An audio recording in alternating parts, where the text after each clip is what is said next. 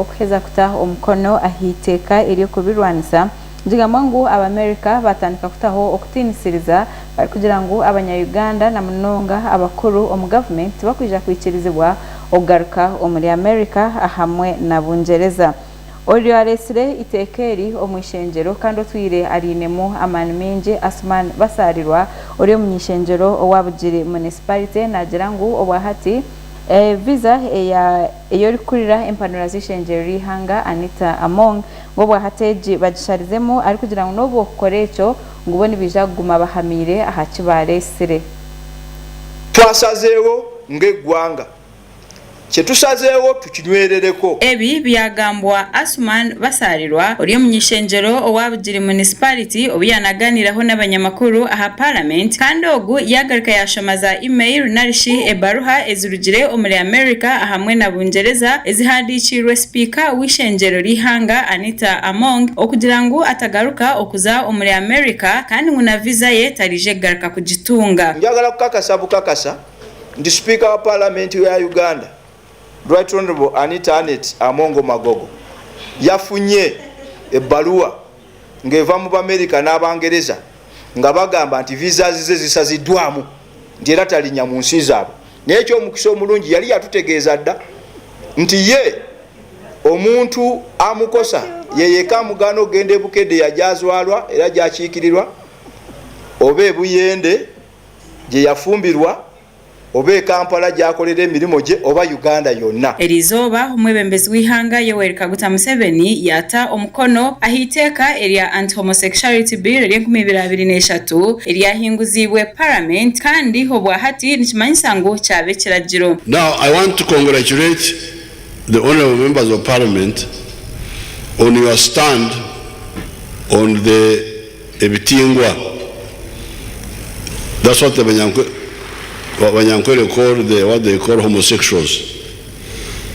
Congratulations. I congratulate you for that strong stand.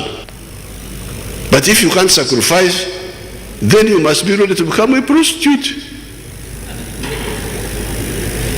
Do things you don't believe in because you want money.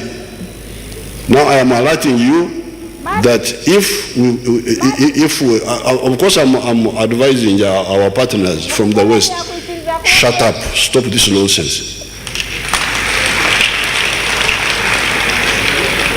Temudamu kunti satisa obwahati basarirwa yashekerera abo ari kubeta abanyabwoba abo kugira ngo basharizemu visa eya spiika ari kugira ngo tiwe wenka obakabire nibazibira kuza omwihanga lyabo na president bashazemeye ngo akugira niwe yataho mukono. Siye muntu eyetalire nyo kutambula ngafa ababaka abalala bwe tuli. Ogu yagira ngo kwarabeho n'omuntu omwe akaruga yakaza omukoti echo takitinire naijagaruka om parliament agaruka letitekeri. Dineteeka eryasooka koti yalisazamu. Nerino wabeerawo abantu abagala ogenda mu koti. Nze nga pleader omutendeke sibayinaako buzibu. In fact nkola ya bugunjufu okubeera n'obutakkaanya ne mugenda mu koti. So wabeerawo abagala ogenda mu koti baddembe bagende. Naye naye tujja basangayo kuba nange mu koti nja kubeerayo. Ku side defending etteeka nja kubeerayo. Basarirwa yagira ngu obwahati ahanshonga eyo kugira ngo bija kuchendeza obuyambi obabire nibahereza Uganda echo nacho yagira ngu takitinire ari kugira ngo nibija kureba okubarakore ebintu byabo bakwatanise no mwebembezi w'ihanga habo kugira ngo bo bine kugendera aha kintu ikibari kureba ngo nico kikire omu Uganda. Already abavugirizi be sente abatuwa obuyambi bamaze okuwa amawulire nti bagenda kusalako obuyambi bwe babadde bawa Uganda.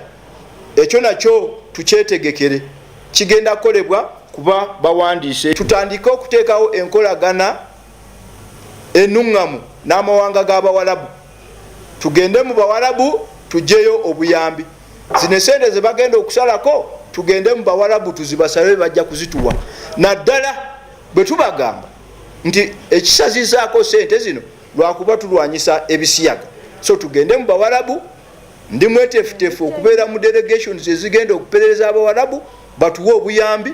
Islamic Development Bank etuwa obuyambi abo bo basigale n'obuyambi bwabwe ne sente zaabwe. Basarirwa obwa hati yagaruka yahabura abanyayuganda abine eby'obwiga hamwe na nesente omunsi z'abajungu okuzihayo bicirikare ari kugira ngo abajungu babasa kwija okukwata ebintu by'abanyayuganda. Bannayuganda abayina families ne businesses e Bulaya ne mu America ne mu nsi endala njala bawa magezi balowooza okuzijjayo okuzitwala mu nsi endala.